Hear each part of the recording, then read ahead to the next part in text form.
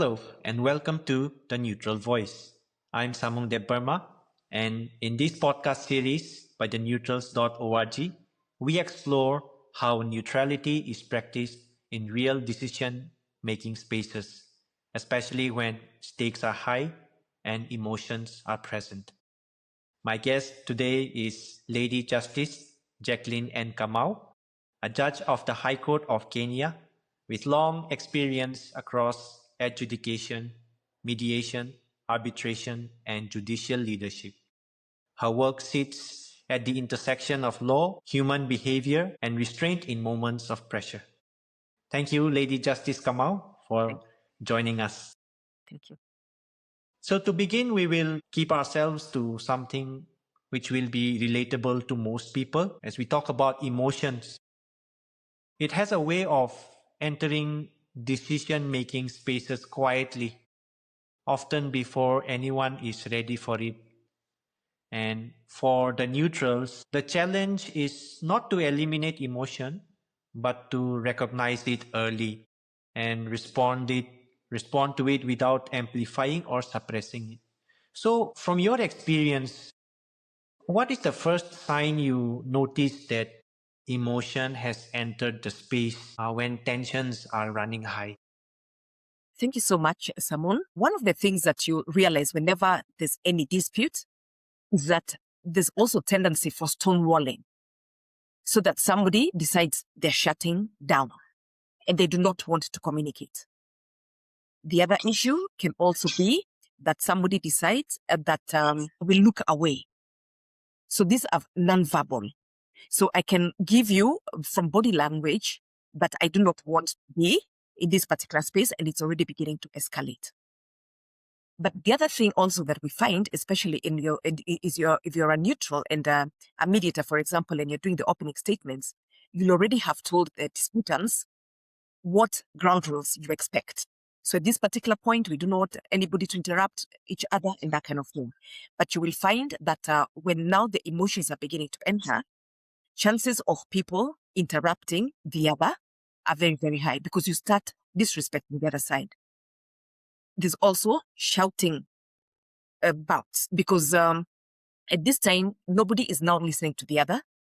Somebody wants to listen to beyond what the other person is saying. So you're over-talking, overwriting, just as we normally have overwriting in when we are typing. But here we not probably see that somebody is now trying to talk over you because it means they do not regard you highly.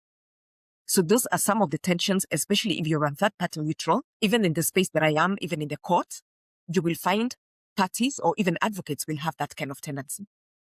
And then you now start realizing that things are not very well. So it can be verbal or non-verbal.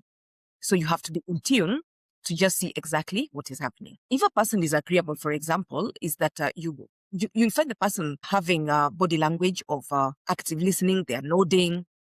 They have the grunts and say, and that kind of thing. But when now the emotions are rising high, you're not likely to have that at all.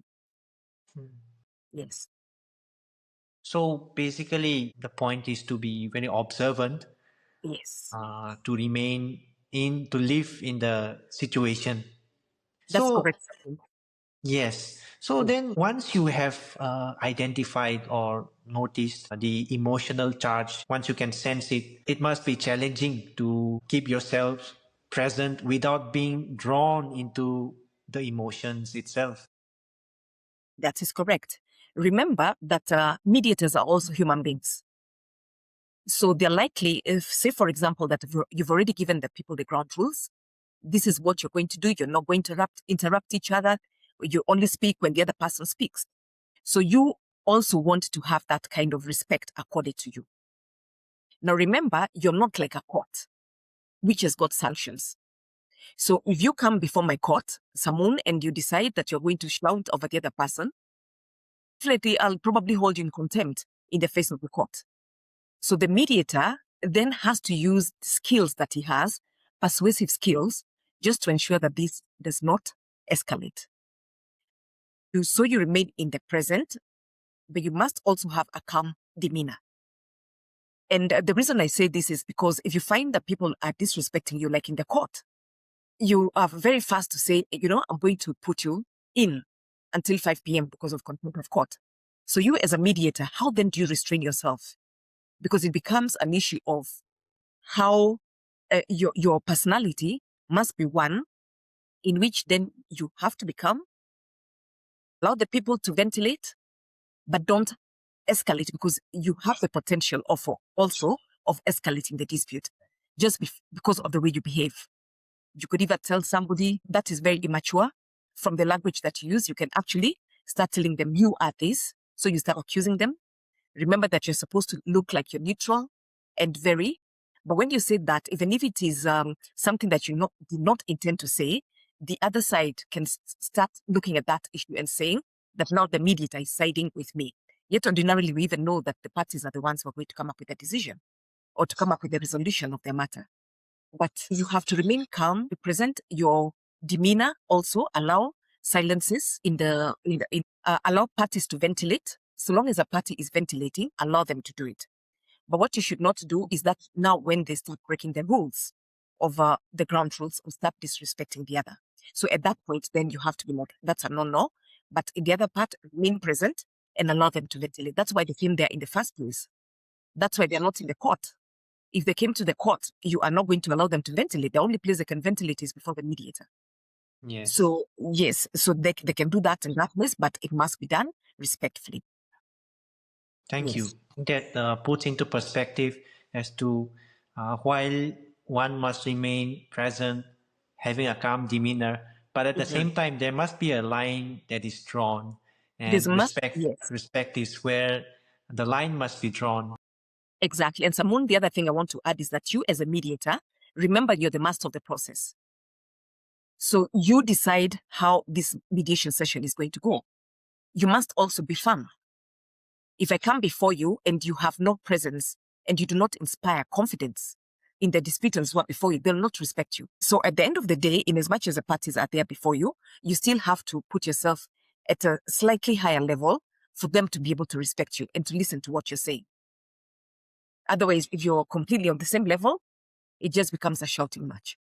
That's a very deep insight, because oftentimes the means of mediation, people label it as not as effective as it should be.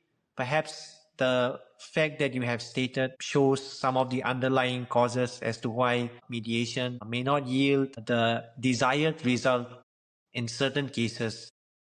That's correct.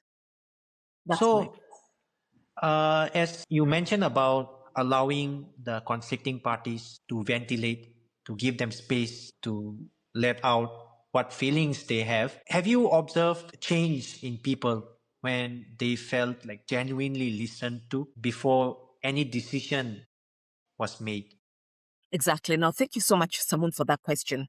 Remember that if I'm very emotionally charged, and it doesn't have to be a big commercial dispute, even the smallest of the disputes, that's when I feel that I can be emotionally charged, especially when you're dealing with family matters. It could be land matters. There's some matters which are more emotive than others. But for me to feel that the mediator actually, I felt valued in that mediation session in as much as my emotions were high, then I must feel that the mediator was empathetic to my cause. One thing is, you as a mediator, remember that you must not be sympathetic. Because again, you go back again to the issue of neutrality and impartiality. If I sympathize with somebody's case, the other person will be saying, so you sympathize, you think I'm the wrong one? Yeah. So you cannot do that. But the best thing is for you to at least just empathize and say that I understand what you're feeling. But don't again also put yourself in that person's shoes and say that I understand how you feel. Because in the first place, you don't even understand how I feel. If this is the first time, this is my issue. You cannot say that I understand how I feel.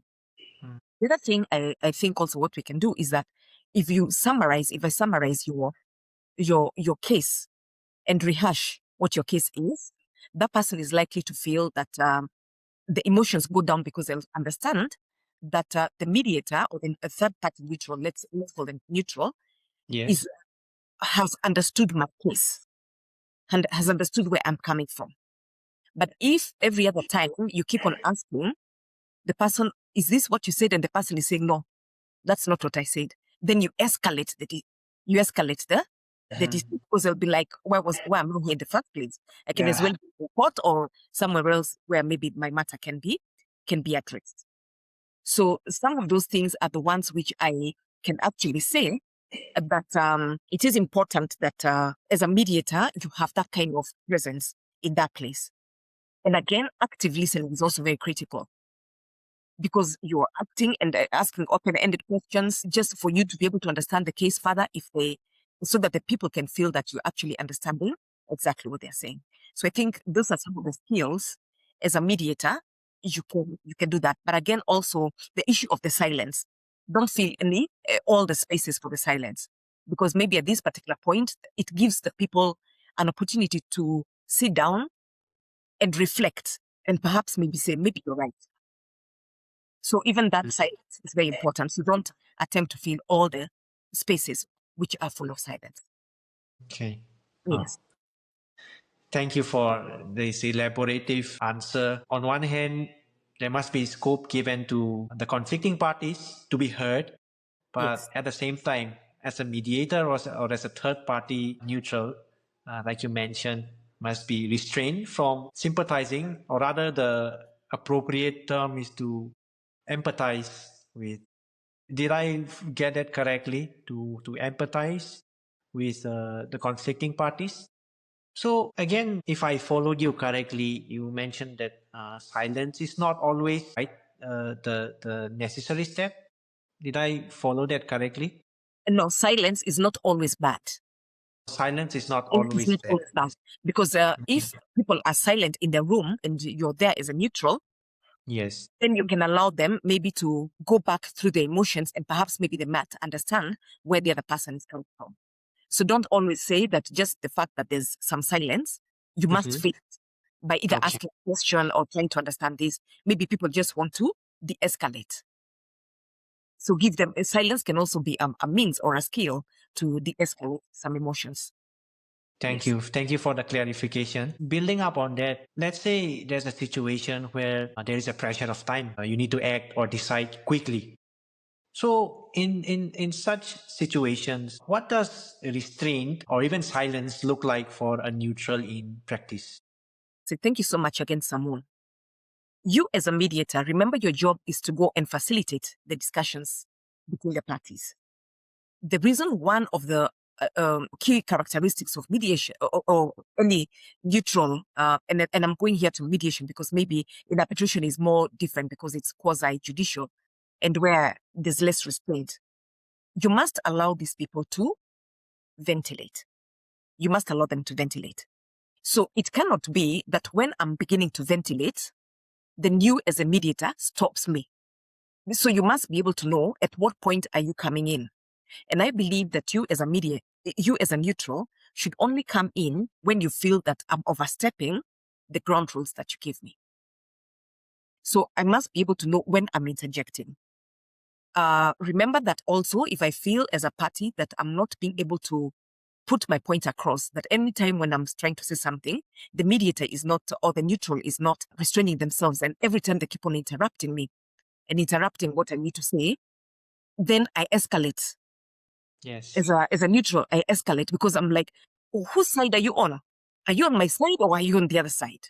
Yeah. Is it that you are sent to come now and resolve this dispute? And first of all, like I said, these people will still think you as a mediator has a right to make a decision, yet you do not have. And yet you have already mentioned to them. But if you don't handle it properly, they'll tend to feel that if you're coming in too strongly for one party, then it means that you're going to make a decision and you're already biased. Yeah. So at that point, you probably find that the session is over. So as a mediator, as a neutral, you must be able to know at what point is it for ventilation amongst their issues and when should I join in. And again, also when you join into the fray, don't appear like your party. Because maybe you have your own emotional problems. Remember, we have our own personal biases. So you might start looking like, no, you're wrong. This party A, you're wrong. Party B, you're right. You're not there to make a decision. So then it's very, very important for you to restrain yourself. And someone, I'm saying this because even in part of the mediations or sessions that I've been seeing, you find that the mediator sometimes have that tendency of trying to shut down one party, especially if the party is very robust and very enthusiastic, So you have to be able to know the timing. Because if I feel that, again, the other side also feels that you're giving this person too much time, they're just ranting and ranting and ranting, then again, I'm also going to leave. Because I'll be like, you know what? He's listening to that person more. Then they can still continue talking. Let me move. And they've already made a rapport. So that timing, I think, as a skill, you must be able to know. It shouldn't go too much or too short, but then you can ask questions just to break and maybe turn to the other side and ask them, what do you think or what do you feel? So that the other person also feels participatory. And it's not only a monologue from one party. Yes. Oh. It really brings up the delicate nature of the situation and how carefully must be handled by be it mediators or third-party neutrals. Yes. So in relation to what you have mentioned, from all the mediations, the neutral roles that you have played throughout your career, looking back, what do you think people remember most when a neutral handles the emotion well? I think people will remember that one, the neutral was empathetic. They will remember that this neutral understood my case. This neutral made me feel much better than when I went in there. Because there's no point of people coming before you and they leave that place when they're worse off. I also want to see that and the way I'll feel is that neutral was fair and was neutral. In as much as the decision came from us, the person was neutral. The other thing is that I was given space to really say what I needed to say. It was a safe space for me. And I'm sure that even if the matter does not resolve, then whatever I said here is confidential. And unless I consent, it will not go maybe perhaps to court. Maybe people have not even been able to resolve their dispute. So that a confidence level must be very, very high. Yes. And to feel that the process was just a good process is going to a formal court. Because if I was still able to resolve my dispute here and it was recorded in court as a settlement, then I feel I'm better off. And can I remember that maybe I saved money by way of cost of litigation because the matter was probably resolved faster. And was this person also able to make me and my disputant now continue having a relationship after this? Because in court, when people come before me, I cannot guarantee that you're going to be friends. In fact, you end up becoming more enemies because I'll probably say one person is a winner and the other person is a loser. So at this point, the mediator puts me in a place where I feel it's a win-win situation. Then I think I'm better off. And that's what I remember. That they put me from up there to down and I'm good. Yes. Thank you. That makes me wonder also regarding several conflicts which do not actually go to mediation, or because of the perception of the conflicting parties, or because of the prior knowledge that they have. There may be chances or situations when the conflicting parties, instead of going for mediation, maybe they go for litigation.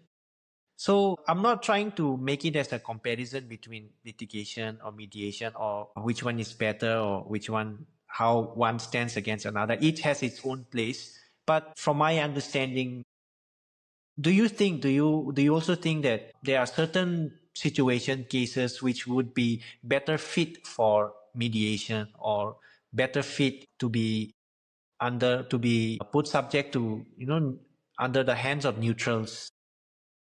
If you're able to get what I mean. Exactly. Remember that we have that whole spectrum of settlement of disputes, all the way from discussions, negotiation, all the way until litigation. But what happens is that people tend to start at the end, see you in court, but they leave all these other matters. And that is the reason why there's congestion in the courts. So you have backlogs and delays. So I believe every case has a way in which it can be resolved out of court. But of course, there are those cases like if somebody is coming to demolish your house, at that point, we are not going to start talking about mediation. Somebody is violating your constitutional rights, or somebody is taking the child out of the jurisdiction between maybe some mother and father of this child. So those ones, you can allow them to go to the court. But majority of cases, even when they do come to court, even those ones for child custody issues, we still have managed to resolve them in court. In as much as the first instance, you needed to come to court first to stop maybe some sort of negative action. But all the houses being sold because maybe you have not, we still have been able to resolve this matter. So I think that those cases, majority of them, you can actually negotiate out there. But then there are those ones where you can still come to court directly, but we can still send you back again for negotiation and mediation or any neutral evaluation or whatever you want to do as part of the earlier aspects, and it can still be settled. So, but like you rightly said, is that none is superior to the other, because even neutrality and neutral processes are not necessarily the panacea of all the disputes. Like I said, because there are some that will require for you to get government court intervention. Just add, Samuel, that even in Kenya right now, in my country, that we find that about over 90% of the cases are actually resolved outside court. They've not even gone to the neutral, to be handled by neutral parties. Formally, like in mediation or adjudication or arbitration. They've probably gone to the chiefs. They've gone between the associations of where people are. Probably it's a tuk-tuk association. So they've gone to the tuk-tuk association and they resolve the matters there. So very, very many cases, but of course, they're not documented. That sheds a great amount of light on perhaps a lot, even amongst our listeners, may have this doubt. So your answer, I believe, brings a lot of clarity. I just wanted to ask one thing about neutrality. How much do you think it is, how much of it is trained? How much of it is inherent or something that is naturally found in a person? I think the training part is very critical. The training part is critical. Of course, for us, there are people who are more inherently inclined towards being very good listeners. And so being able to take people between one side to the other just by helping them. But remember, for you to become a neutral, training is very, very critical. Because if you do not know that your role is just to facilitate between the parties, for example, if you're talking about mediation, for example, then you might have a problem. Because either you're going to come and start telling them that this is the way I want you to settle the dispute, because you put yourself as the resolver. So training is very critical. If you're talking about arbitration, for example, if you also do not have that knowledge of how to conduct arbitration and how far then can you go, then it becomes a bit of a problem. But we do agree that there are some people who are inherently good in being persons to command some respect so that people are able to listen to you. But with the neutrality, for me, training is very critical. You can't leave people to go out there and be loose. And even when you find that people are not even resolving the disputes well, the settlement rates are low, is because maybe the skills in the neutral process were not properly followed. Okay. Yes. So training is very critical. Thank you for this answer.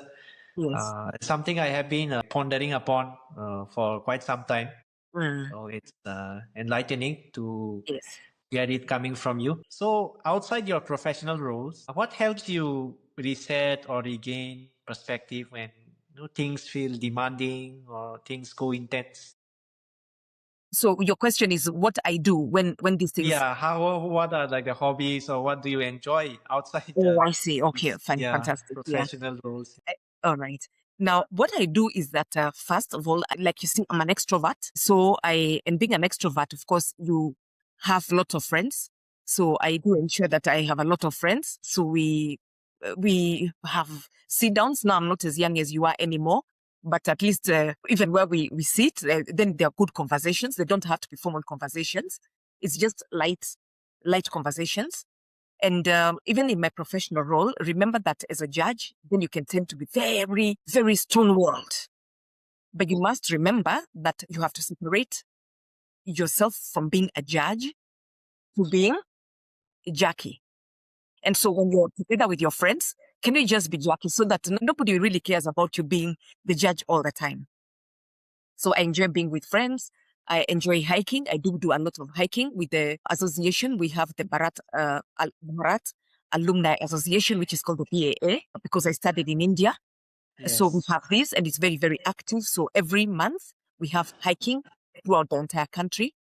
So we travel when I'm able to have time. I do that. The other thing also, the way I distress is I have a lot of walking after the office, although the work is very, very tight. But these are some of the things that I do. Exercise, very difficult, but I also love listening to music. When I'm able to, I can cook new recipes. So it doesn't have to be all work. We're also human beings. Yeah. Yes. Thank you so much, Lady Justice Jacqueline. It's been a pleasure to have you on this podcast. Thank you. Thank you for all this thoughtful reflection and the light that you have shared. So, to all our listeners, thank you for joining us. And this has been The Neutral Voice. Thank you so much.